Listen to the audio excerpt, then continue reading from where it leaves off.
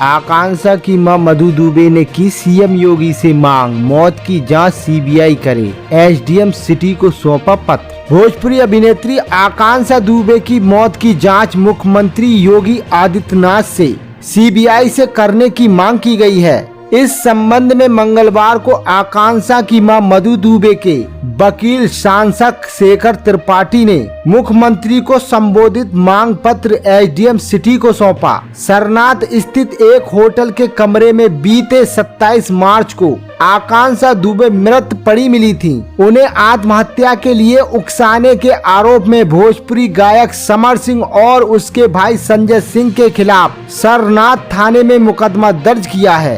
वकील सांसद शेखर त्रिपाठी ने कहा कि एक साजिश के तहत आकांक्षा की हत्या कर उसे आत्महत्या का रूप देने का प्रयास किया जा रहा है। उधर आत्महत्या के लिए उकसाने के आरोपी समर सिंह और संजय सिंह का 8 दिन के बाद भी पुलिस पता नहीं लगा सकी है। पुलिस की सारी कार्रवाई दबिश तक ही सीमित रह गई है। दोस्तों, आपकी राय क्या है कमेंट करके जरूर बताएं और भोजपुरी इंडस्ट्री से जुड़ी खबरों के लिए मेरे यूट्यूब चैनल को सब्सक्राइब करना ना भूलें।